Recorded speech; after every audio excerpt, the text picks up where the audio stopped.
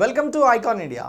Icon India మీకు ఉచితంగా ఈ కరెంట్ అఫైర్స్ పీడిఎఫ్ని ప్రొవైడ్ చేస్తూ ఉంది. ఈ పీడిఎఫ్ కోసం మీరు ఐకాన్ ఇండియా యాప్ని డౌన్లోడ్ చేసుకోండి. ఇక ఆన్లైన్ ఆఫ్లైన్ క్లాసెస్కి సంబంధించి ఐకాన్ ఇండియా ఎక్స్క్లూజివ్గా మీకు క్లాసెస్ని అందిస్తూ ఉంది. ఆన్లైన్ అయితే మీరు మొబైల్ యాప్ ద్వారా క్లాసెస్ని వినవచ్చు. దానికి కూడా మీరు యాప్ని డౌన్లోడ్ చేసుకుని ఉండాలి. అందులో కోర్సెస్ ఉంటాయి, అందులో జాయిన్ అయ్యి క్లాసెస్ వినొచ్చు. ఇక ఆఫ్లైన్కి సంబంధించి అశోక్ నగర్ కేంద్రంగా హైదరాబాద్లో గ్రూప్స్ కోసం ప్రత్యేకమైనటువంటి బ్యాచెస్ని ప్రారంభించడం జరిగింది. మీరు నేరుగా కోచింగ్ తీసుకోవాలి అని అనుకుంటే మా నెంబర్ 6301468465కి కాల్ చేసి మీరు అడ్మిషన్స్ తీసుకోవచ్చు. ఆఫ్లైన్లో కోచింగ్ కూడా మీరు అటెండ్ అవ్వచ్చు.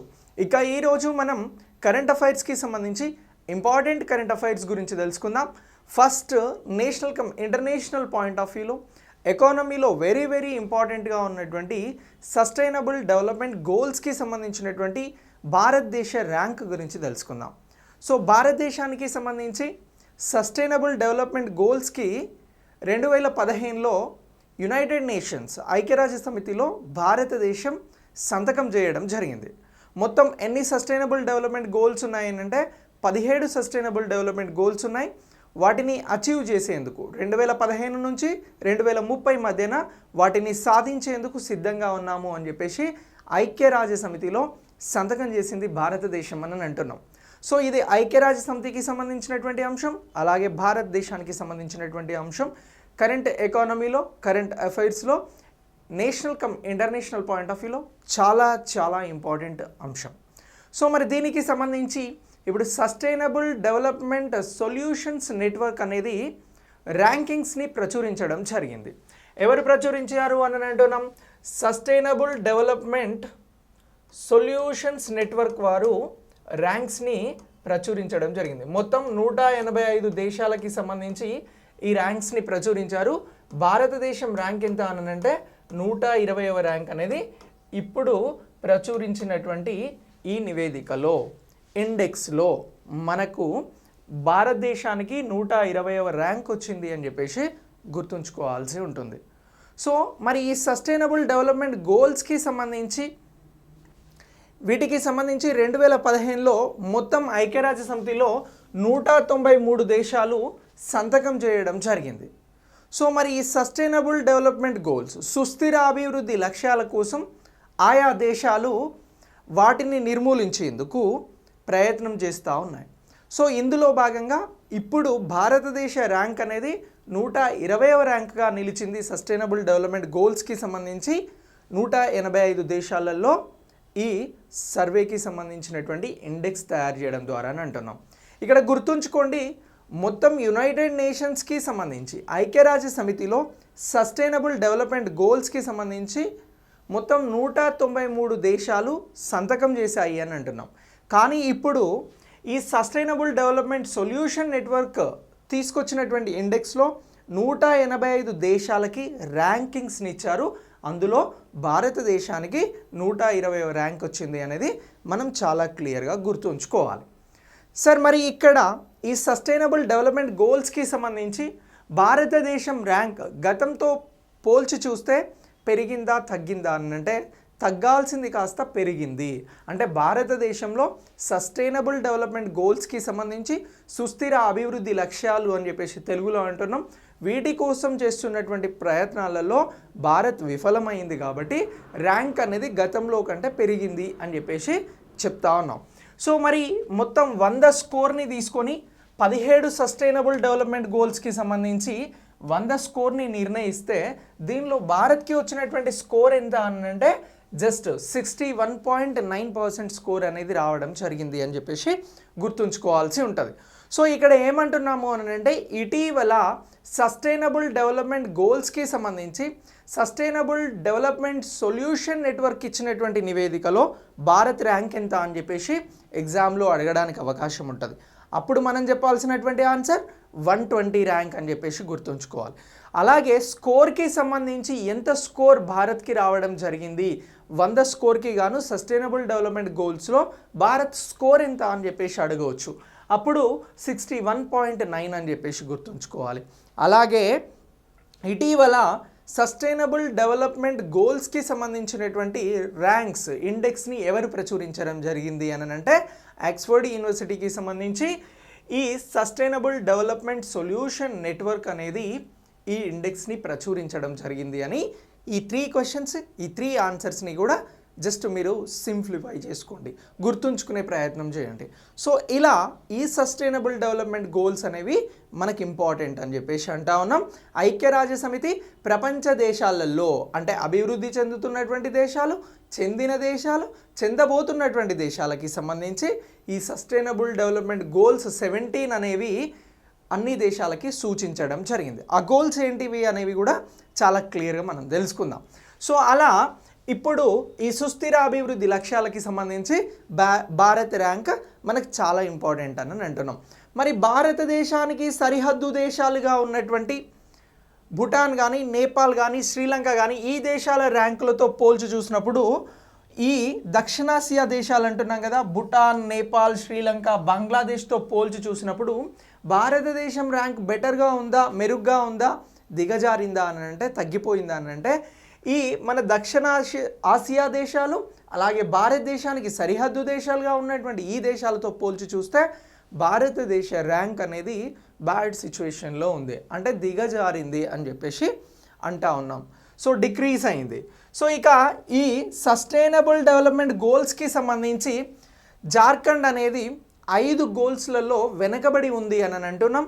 అలాగే బీహార్ వచ్చి 7 స్థానాలలో వెనకబడి ఉంది అని చెప్పేసి కూడా భారతదేశంలో ఇంటర్నల్గా రాష్ట్రాలు, కేంద్రపాలిత ప్రాంతాలకి సంబంధించి పర్యవేక్షణ చేసినప్పుడు సస్టైనబుల్ డెవలప్మెంట్ గోల్స్కి సంబంధించి ఈ రాష్ట్రాలలో సస్టైనబుల్ డెవలప్మెంట్ గోల్స్ సిచ్యువేషన్ అనేది కొంత బ్యాడ్గా ఉంది అని అంటున్నాం.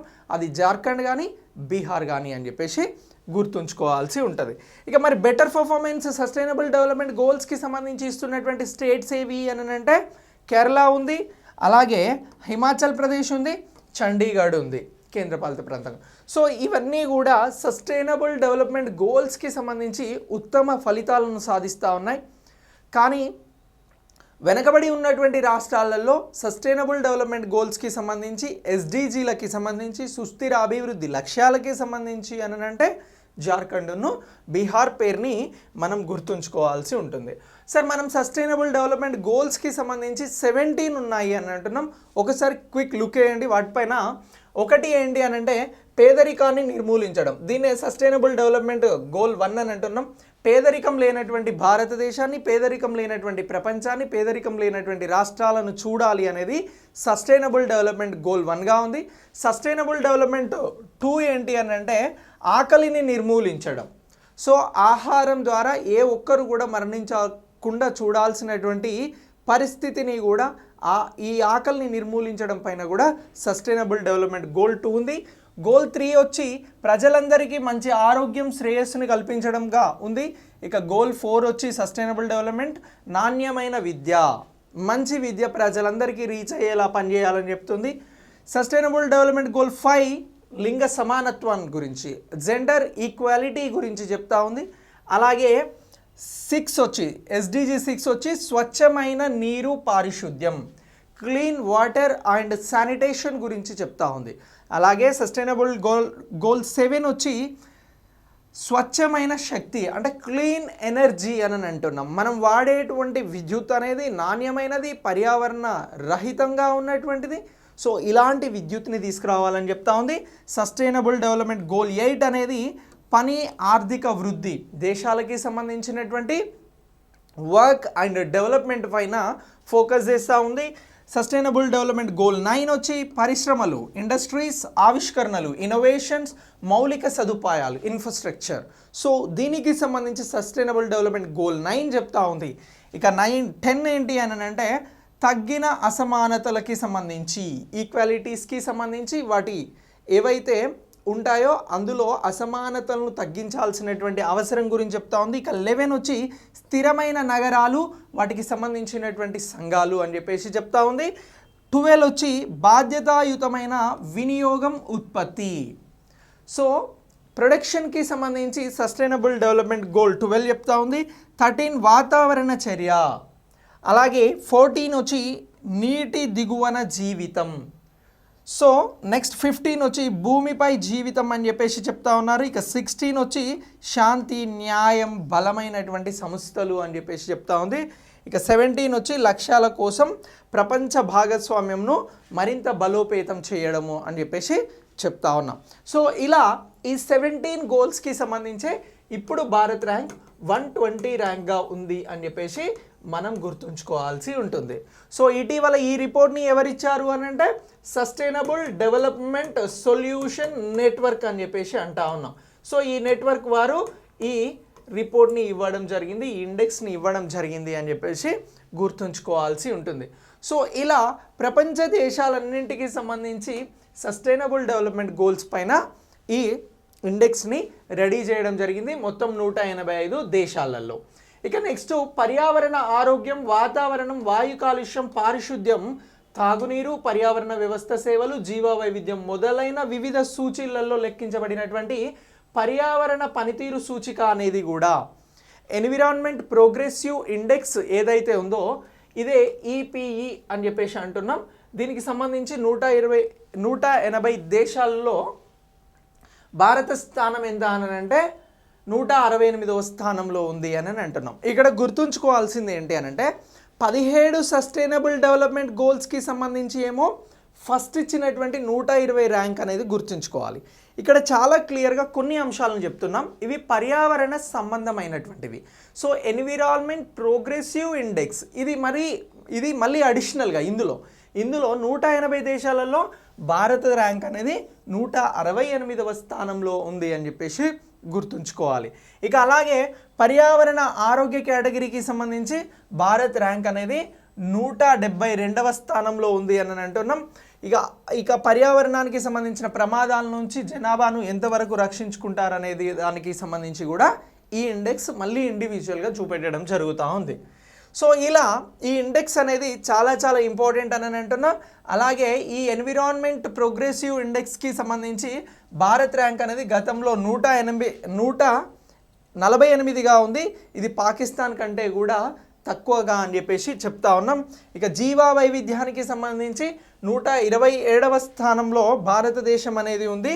ఇక దీనికి సంబంధించి కూడా పూర్తి స్థాయి జీవా వైవిధ్యాన్ని రక్షించడం అనేది కూడా భారత్కి ఒక పెద్ద టాస్క్గా ఉంది. సో ఇందులో ఓవరాల్గా 17 సస్టైనబుల్ డెవలప్మెంట్ గోల్స్కి సంబంధించినటువంటి ర్యాంక్ ఏమో 120 అని గుర్తుంచుకోవాలి. ఇక్కడ లాస్ట్లో చెప్పినటువంటి ఈ జీవా వైవిధ్యానికి అలాగే పర్యావరణానికి సంబంధించినటువంటి ర్యాంక్ ఏమో 168 అని చెప్పేసి గుర్తుంచుకోవాలి. ఈ రెండు కూడా మేజర్గా మీరు సస్టైనబుల్ డెవలప్మెంట్ గోల్స్ గురించి, ర్యాంక్ గురించి యునైటెడ్ నేషన్స్కి సంబంధించింది కాబట్టి చాలా చాలా ఇంపార్టెంట్గా గుర్తుంచుకోవాలి అని చెప్తా ఉన్నాం. ఎకానమీలో, ఇండియన్ ఎకానమీలో, కరెంట్ ఎకానమీలో ఈ టాపిక్ అనేది చాలా చాలా ఇంపార్టెంట్. ఓకే, సో ఇక దీని తర్వాత ఈ సస్టైనబుల్ డెవలప్మెంట్ గోల్స్ తర్వాత నెక్స్ట్ వచ్చి యూనిఫైడ్ లాజిస్టిక్ ఇంటర్ఫేస్ ప్లాట్ఫామ్ అనేది ఒకటి తీసుకురావడం జరిగింది. సరే, ఈ ప్లాట్ఫామ్ని ఎందుకు తీసుకొచ్చినారు అని అంటే కోవిడ్ తర్వాత టెక్నాలజీకి అధిక ప్రాధాన్యతను ఇవ్వడం జరిగింది. అలాగే వ్యాపారులు వారి వ్యాపారాలను సమర్థవంతంగా నిర్వహించడానికి తక్కువ ఖర్చుతో ఎక్కువగా వారి బెనిఫిట్స్ పొందేలాగా కొన్ని కార్యక్రమాలను తీసుకోవడం జరిగింది. అయితే ఇది ప్యూర్లీ లాజిస్టిక్కి సంబంధించి, సరుకు రవాణాకి సంబంధించినటువంటి దానికి సంబంధించిందిగా చెప్తా ఉన్నాం. సో జీడిపిలో లాజిస్టిక్కి సంబంధించినటువంటి రెవెన్యూ ఎంత శాతం ఉంది అని అంటే 13 నుంచి 14% లాజిస్టిక్కి సంబంధించినటువంటి చాలా కీలకమైనటువంటి అంశంగా స్థూల దేశీయోత్పత్తి గ్రాస్ డొమెస్టిక్ ప్రొడక్షన్లో కొనసాగుతూ ఉంది. మరి ఈ లాజిస్టిక్కి సంబంధించినటువంటి ఈ యూనిఫైడ్ లాజిస్టిక్ ఇంటర్ఫేస్ ప్లాట్ఫామ్ ఏదైతే ఉందో ఇది ధరలను దీని ద్వారా తగ్గించవచ్చు అని చెప్పేసి ఎవరు చెప్తా ఉన్నారు అని అంటే నీతి ఆయోగ్ సిఇఓగా ఉన్నటువంటి అమితాబ్ కాంత్ గారు చెప్పడం జరుగుతూ ఉంది. సో ఇలా ఈ యూనిఫైడ్ లాజిస్టిక్ ఇంటర్ఫేస్ ప్లాట్ఫామ్ అనేది ఇప్పుడు వ్యాపారులకి సంబంధించి ఎక్కువగా ఉపయోగపడనుంది. అలాగే ధరలను తగ్గిస్తూ వ్యాపారాలు చేసుకోవడానికి, లాభాలను పొందడానికి ఇది ఉపయోగపడుతుంది అని అంటున్నారు. ఇక ఈ లాజిస్టిక్కి సంబంధించి మంత్రిత్వ శాఖలు అలాగే ఎంటర్ప్రైజెస్ అసోసియేషన్ల నుండి అన్ని లాజిస్టిక్ వాటాదారులను కనెక్ట్ చేయడం ద్వారా అన్ని రవాణా విధానాన్ని సింగిల్ విండో కిందికి తీసుకురావడం జరుగుతూ ఉంది. ఎవరెవరిని? మంత్రిత్వ శాఖలను, ఎంటర్ప్రైజెస్ను, అసోసియేట్ అయినటువంటి వాళ్ళందరినీ కూడా ఒకే దగ్గరికి తీసుకురావడం వలన ఈ ప్లాట్ఫామ్ వలన ఏమవుతుంది అని అంటే రవాణాకి సంబంధించినటువంటి లాజిస్టిక్ ధరలు తగ్గుతాయి అని చెప్పేసి చెప్తా ఉన్నారు. ఇది ప్యూర్లీ సింగిల్ విండోగా అమలు కాబోతా ఉంది కాబట్టి. ఇక ఈ ఇన్వెంటరీ నిర్వహణకి సంబంధించి డాక్యుమెంటేషన్ ప్రక్రియను తొలగించి చౌకైనటువంటి లాజిస్టిక్ మోడులను కూడా గుర్తిస్తూ ఉన్నారు. సో ఏదైనా వ్యాపారానికి సంబంధించి, సరుకు రవాణాకి సంబంధించి లాజిస్టిక్లో ఉన్నటువంటి ఇంతకుముందు సమస్యలు, డాక్యుమెంటేషన్ పరమైనటువంటి సమస్యలను ఇంకా చాలా చౌకగా చేస్తాము అని చెప్పేసి కూడా చెప్తా ఉన్నారు. అలాగే మానిటరింగ్, అంతర్జాతీయంగా పోటీతత్వాన్ని పెంచడం, లాజిస్టిక్కి సంబంధించినటువంటి ల్యాండ్స్కేప్కి సంబంధించి ఒక ప్రధానమైనటువంటి గేమ్ చేంజర్గా ఏముండబోతుంది అని అంటే యూనిఫైడ్ లాజిస్టిక్ ఇంటర్ఫేస్ ప్లాట్ఫామ్ అనేది ఉండబోతుంది. అది ప్యూర్లీ టెక్నికల్గా వర్క్ చేయబోతుంది అని చెప్పేసి చెప్తా ఉన్నాం. ఇక ఈ నేషనల్ లాజిస్టిక్ పోర్టల్కి సంబంధించి మల్టీ మోడల్ లాజిస్టిక్ ఏకోసిస్టమ్ను కూడా మరింత సమర్థవంతంగా చేయడానికి ఈ యూనిఫైడ్ లాజిస్టిక్ ఇంటర్ఫేస్ ప్లాట్ఫామ్ అనేది బాగా ఉపయోగపడుతుంది అని చెప్పేసి కూడా భావిస్తూ ఉన్నారు. ఇక కోవిడ్-19 తర్వాత వచ్చినటువంటి సమస్యలను సాల్వ్ చేయడంలో, పరిష్కరించడంలో ఇది చాలా ఉపయోగపడుతుంది అని చెప్పేసి కూడా చెప్తా ఉన్నారు. ఇక టెక్నాలజీ కామన్ చొరవకి సంబంధించి 7 ప్రాజెక్టులతో యూలిప్ కూడా ఒకటి అని చెప్పేసి అంటున్నాం. అదే యూనిఫైడ్ లాజిస్టిక్ ఇంటర్ఫేస్ ప్లాట్ఫామ్, దీన్నే యూలిప్ అని అంటున్నాం. సో దేనికి సంబంధించి టెక్నాలజీ కామన్స్ చొరవ అనేది ఒకటి తీసుకురావడం జరిగింది. దీనికి సంబంధించి 7 ప్రాజెక్టులలో ఇప్పుడు యూలిప్ అనేది వెరీ వెరీ ఇంపార్టెంట్ అని చెప్పేసి చెప్తా ఉన్నాం. అదే యూనిఫైడ్ లాజిస్టిక్ ఇంటర్ఫేస్ ప్లాట్ఫామ్. దీనిని గురించి ఎవరు మాట్లాడారు అని అంటే నీతి ఆయోగ్కి సంబంధించినటువంటి CEO అమితాబ్ కాంత్ గారు మాట్లాడారు. ఇక యూనిఫైడ్ లాజిస్టిక్ ఇంటర్ఫేస్ ప్లాట్ఫామ్ ఏదైతే ఉందో ఇది పైలట్ రన్ అవుతూ ఉంది. పూర్తి స్థాయి ప్రాజెక్ట్ కంటే ముందు దీన్ని పైలట్ ప్రాజెక్ట్గా తీసుకొస్తూ ఉన్నారు. ఇక దీనికి సంబంధించి వినియోగాన్ని ధృవీకరించడానికి, స్టార్టప్లకి సంబంధించి ప్రోత్సాహం అందించడానికి ఈ పైలట్ రన్ అనేది యూలిప్కి సంబంధించి ప్రారంభించబడింది. ఇక జల మార్గాలు, నౌకాశ్రయాలు, షిప్పింగ్, పౌర విమానం, రైల్వేలు, అలాగే DGFT, కస్టమ్స్, రోడ్ రవాణా, హైవేలు, ఇలా 24 సిస్టమ్స్, 78 APIస్ని మరియు 145కి సంబంధించినటువంటి ఫీల్డ్ని ఇది ఒకటే సమీకృతం చేస్తూ ఉంది. ఓకేనా? ఇటీవల జలమార్గాలు, నౌకాశ్రయాలకి సంబంధించి షిప్పింగ్, ఇలా రవాణాలో ఉన్నటువంటి లాజిస్టిక్ని ఏకం చేస్తూ వచ్చినటువంటి యూలిప్ ఏంటి అని అంటే ఇగో యూనిఫైడ్ లాజిస్టిక్ ఇంటర్ఫేస్ ప్లాట్ఫామ్ అని చెప్పేసి గుర్తుంచుకోవాలి. యూలిప్ అన్నా కూడా ఇదే. దీనికి ప్రాధాన్యతని ఇస్తూ లాజిస్టిక్ రంగాన్ని మరింత ప్రోత్సహించేందుకు దీన్ని తీసుకొచ్చారు అని చెప్పేసి మనం గుర్తుంచుకోవాల్సి ఉంటుంది. ఓకేనా? రైట్. ఇక ఈ యూలిప్కి సంబంధించి వాటాదారులందరికీ కూడా సమాచారం అనేది పారదర్శకంగా ఉండబోతా ఉంది. ఎందుకంటే ఇది ఒక పోర్టల్, ఒక సైట్ ద్వారా రన్ అవుతుంది కాబట్టి ఎక్కడ ఎలా జరుగుతుంది, ఏం జరుగుతుంది అనేది ఒక పారదర్శకతను ఇచ్చేందుకు సిద్ధంగా ఉన్నాము అని చెప్పేసి అంటా ఉన్నారు. ఇక దీనికి సంబంధించి రవాణా, ఇతర అంశాలని కూడా ఈ లాజిస్టిక్ విండో పోర్టల్ ద్వారా ఎప్పటికప్పుడు పర్యవేక్షించవచ్చు అని కూడా మనం ఇందులో తెలుసుకోవచ్చు. ఇక యూలిప్ కార్గో తరలింపుపై ఎంత టైం పడుతుంది, ఎండ్ టు ఎండ్ ఇన్స్క్రిప్షన్కి సంబంధించినటువంటి అంశాలని కూడా ఇందులో గోప్యంగా ఉంచుతారు. లాజిస్టిక్ ఖర్చులో సమగ్ర తగ్గింపును చేయడమే దీని ప్రధాన లక్ష్యం అని చెప్పేసి కూడా మనం నేర్చుకోవాల్సి ఉంటుంది. ఇక యూలిప్కి సంబంధించిన ప్లాట్ఫామ్ మూడు ఇందులో కీలకమైనటువంటి విభాగాలు ఉన్నాయి. ఒకటి వచ్చి ఇప్పటికే ఉన్నటువంటి మంత్రిత్వ శాఖలకి సంబంధించినటువంటి డేటా సోర్సెస్తో యూలిప్ని ఏకీకరణ చేయడం, అలాగే ప్రైవేట్ ప్లేయర్స్తో డేటా మార్పిడి అనేది ఉండబోతూ ఉంది. దీనితో పాటు సరఫరా గొలుసు ఏదైతే ఉందో దానిని ఏకీకృతం చేయబోతూ ఉన్నారు, సప్లై సిస్టమ్ని.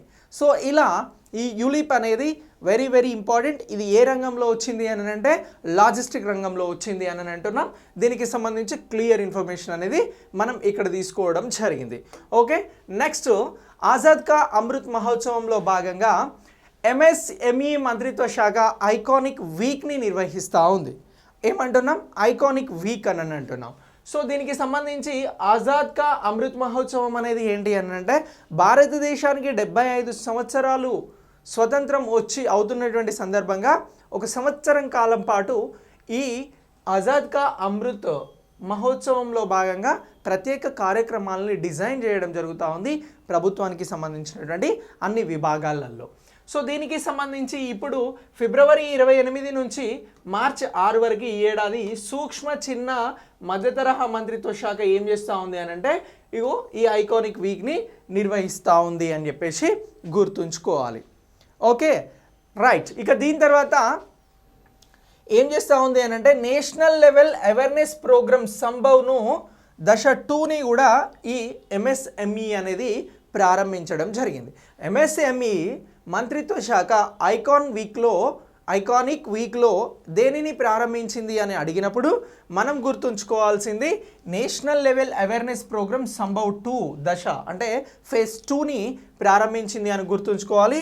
ఇక దీన్ని ఎప్పటి నుంచి ఎప్పటి వరకు నిర్వహించింది ఎంఎస్ఎంఈ ఐకానిక్ వీక్ అని అంటే ఫిబ్రవరి 28 నుంచి మార్చికి సంబంధించి 6 వరకు నిర్వహించింది అని చెప్పేసి అంటా ఉన్నాం.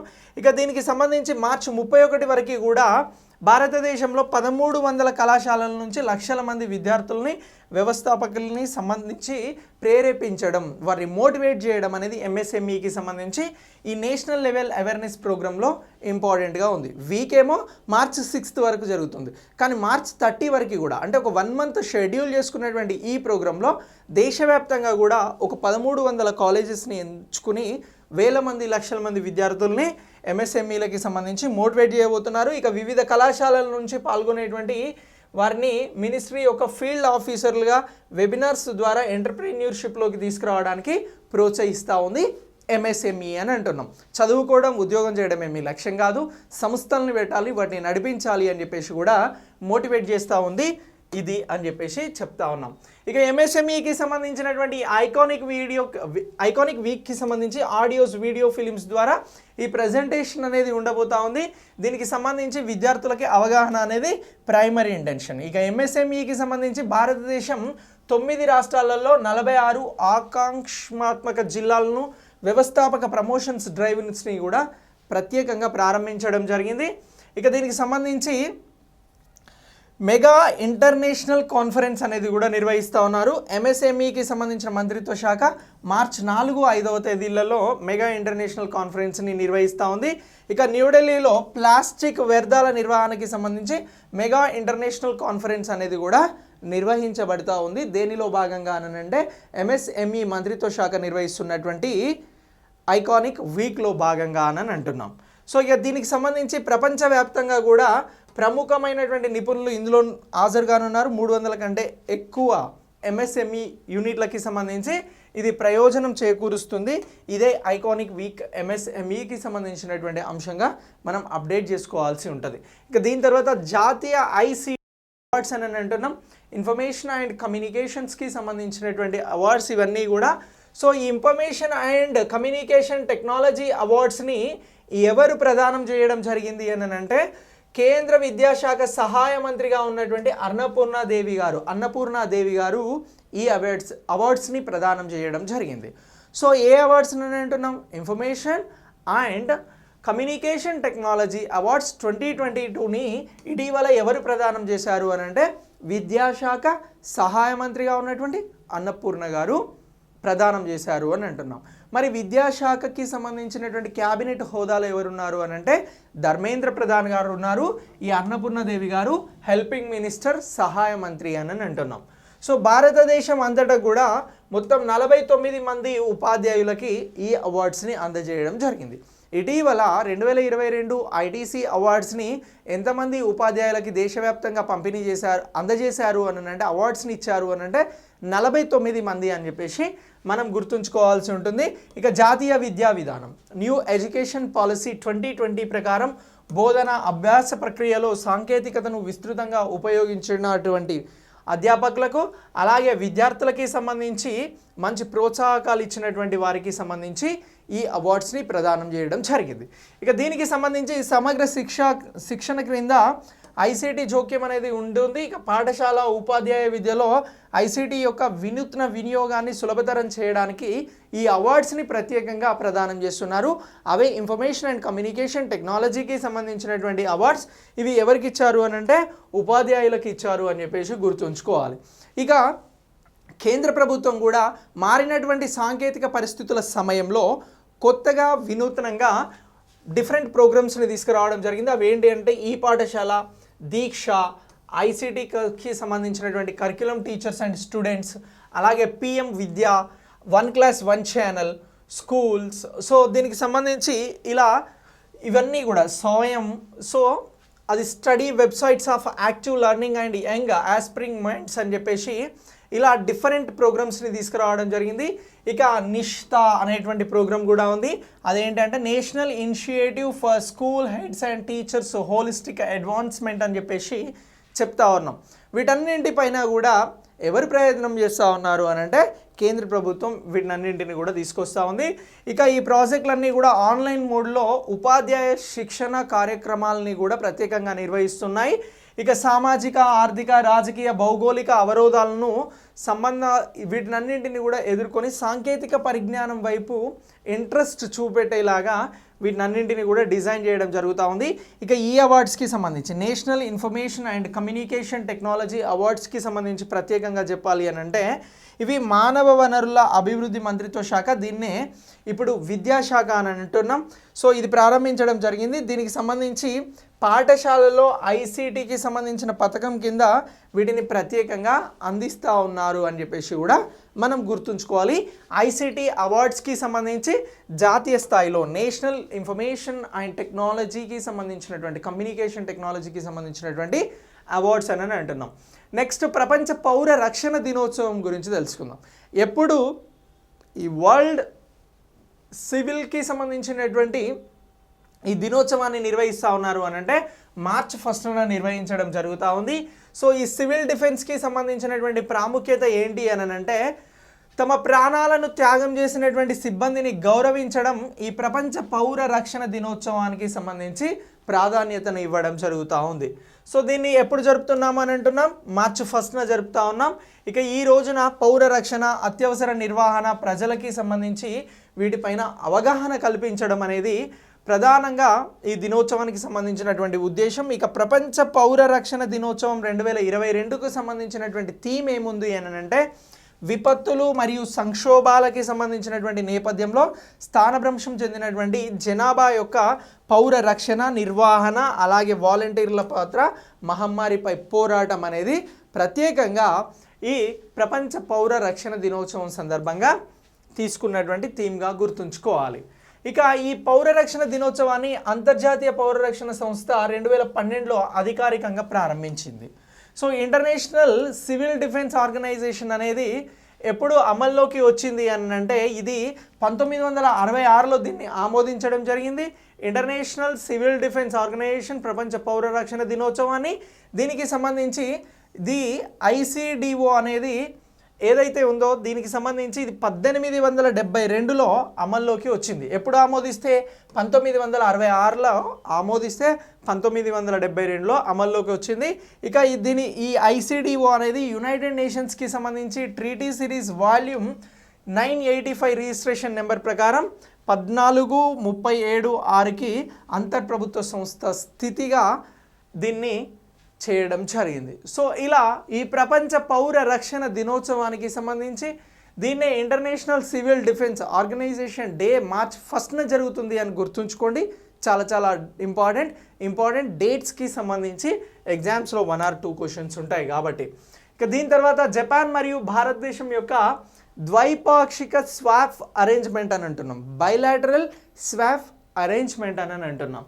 సరే, ఇది జపాన్ మరియు భారతదేశానికి సంబంధించినటువంటి స్వాప్ అరేంజ్మెంట్. సో దీని పరిమాణం ఎంత ఉంది అని అంటే ఇది యూఎస్డి అమెరికన్ డాలర్స్లో కొలిచినప్పుడు 75 బిలియన్ల వరకు ఇరు దేశాల మధ్యన ఈ స్వాప్ అరేంజ్మెంట్ అనేది ఉంది అని చెప్పేసి అంటా ఉన్నాం. సో ఇలా ఈ బైలాటరల్ స్వాప్ అరేంజ్మెంట్కి సంబంధించి యుఎస్ డాలర్కు బదులుగా అధికారులు ఇద్దరు తమ స్థానిక కరెన్సీలను మార్చుకునేటువంటి మార్గమే ఈ స్వాప్ అరేంజ్మెంట్. యుఎస్ డాలర్స్ ఏవైతే ఉన్నాయో ప్రపంచంలో ప్రామాణికంగా ఈ కరెన్సీని తీసుకొని కొలుస్తూ ఉంటారు, దానిలో ట్రాన్సాక్షన్ చేస్తూ ఉంటారు. కానీ ఇక్కడ జపాన్ భారతదేశం $75 బిలియన్ విలువ కలిగినటువంటి కరెన్సీని ఆ ఇరు దేశాలకి సంబంధించినటువంటి స్థానిక కరెన్సీ మార్పిడిని చేసుకోవడానికి సంబంధించి అని అంటున్నాం. ఇక వసూలు చేయబడినటువంటి వడ్డీ రేటు ఒప్పందం పైన సంతకం చేసే సమయంలో ఇది నిర్ణయించబడుతుంది అని చెప్పేసి కూడా ప్రత్యేకంగా చెప్తా ఉన్నాం. ఇది మారకపు రేటులో అంటే కరెన్సీ మారకపు ఏదైతే ఉందో దాని రేటులో హెచ్చుతగ్గుల కారణంగా ఏర్పడే ప్రమాదాన్ని ఇది తగ్గిస్తూ ఉంది. ఈ బైలాటరల్ స్వాప్ అరేంజ్మెంట్కి సంబంధించినటువంటి ఒప్పందం తగ్గిస్తూ ఉంది వడ్డీ రేట్లకి సంబంధించి అని అంటున్నాం.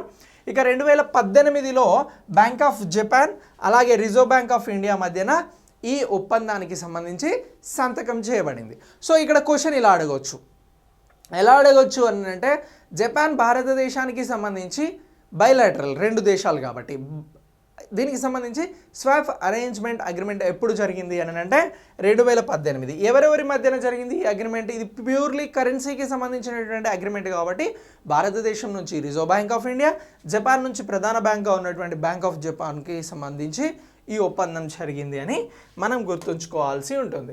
ఇక దీనికి సంబంధించి జపాన్ మరియు భారతదేశం తమ కరెన్సీలో భారత్ రూపాయి, జపనీస్కి సంబంధించి యెన్ అని అంటున్నాం. ఏమంటున్నాం? భారతదేశంలో రూపాయి అన్నట్లు జపాన్లో యెన్ అని అంటున్నాం. US డాలర్లో ఒకదానికొకటి డబ్బులు తీసుకోవచ్చు అని చెప్పేసి అర్థం, ఇంతకుముందు చెప్పుకున్నదే. సో ఇక దీంతో పాటు ఈ అంశం అనేది మనకు చాలా చాలా కీలకం. సో దీనిని మీరు ప్రత్యేకంగా గుర్తుంచుకోండి.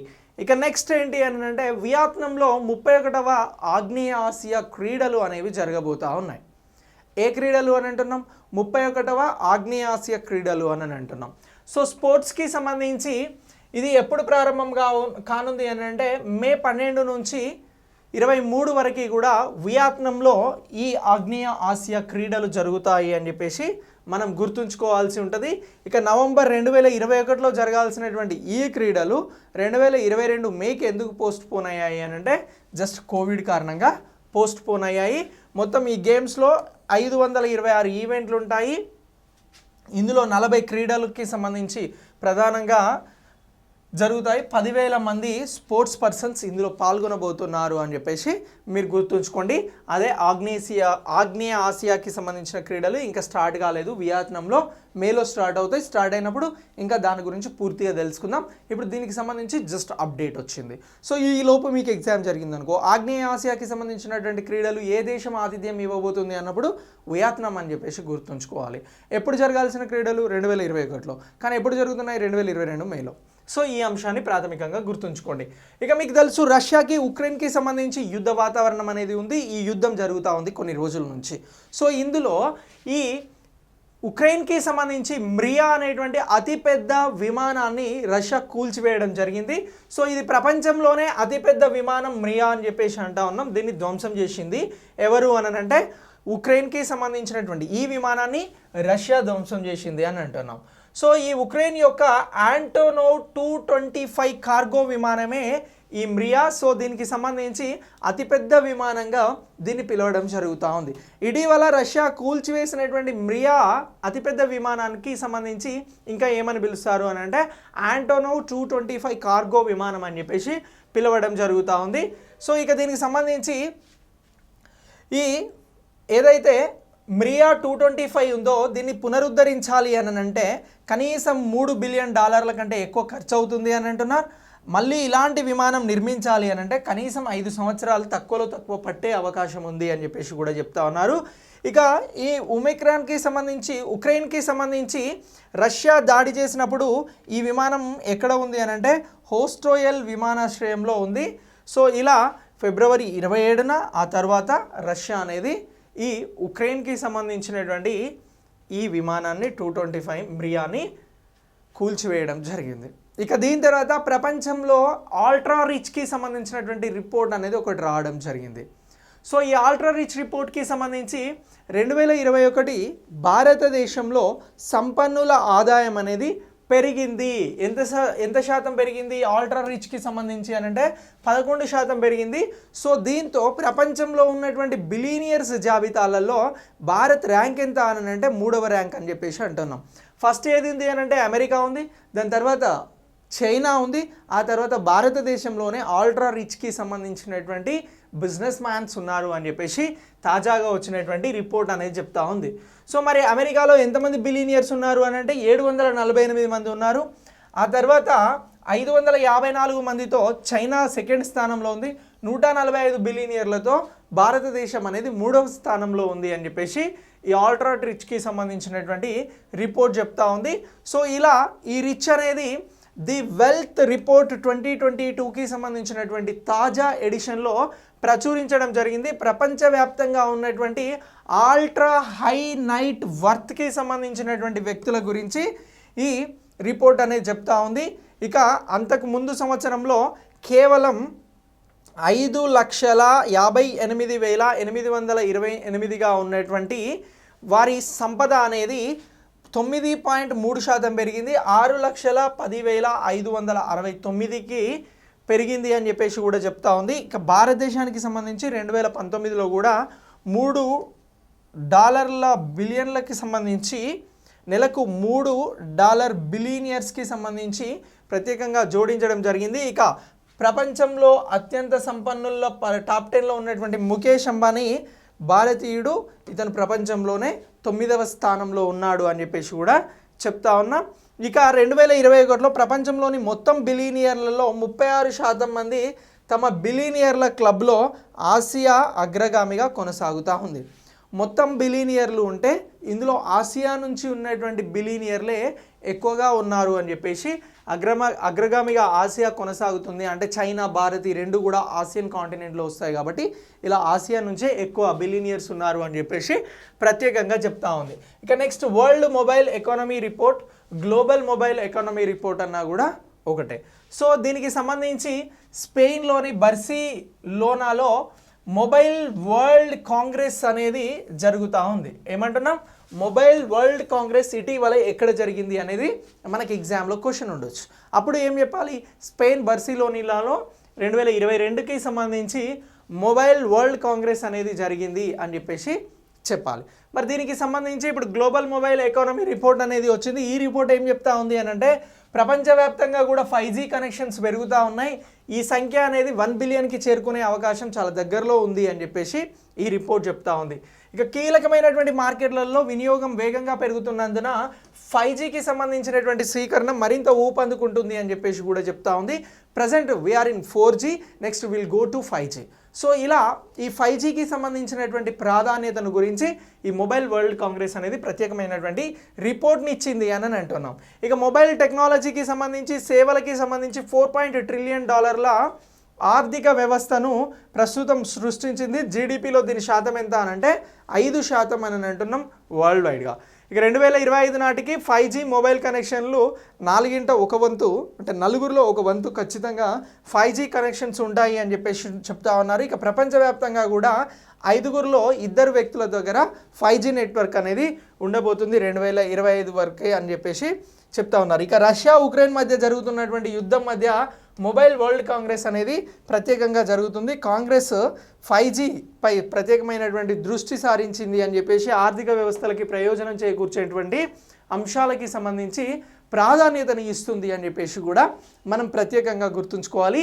అదే మొబైల్ వరల్డ్ కాంగ్రెస్ 2022. ఇది 5Gకి సంబంధించినటువంటి అప్డేట్స్తో ఈ కాంగ్రెస్ని నిర్వహిస్తూ ఉన్నారు. ఎక్కడ అనంటే స్పెయిన్లోని బార్సిలోనాలో అని చెప్పేసి గుర్తుంచుకోండి. సో ఇలా ఈ కరెంట్ అఫైర్స్ని అప్డేట్ కావండి. నెక్స్ట్ కరెంట్ అఫైర్స్తో మళ్ళీ కలుద్దాం. Thanks for watching.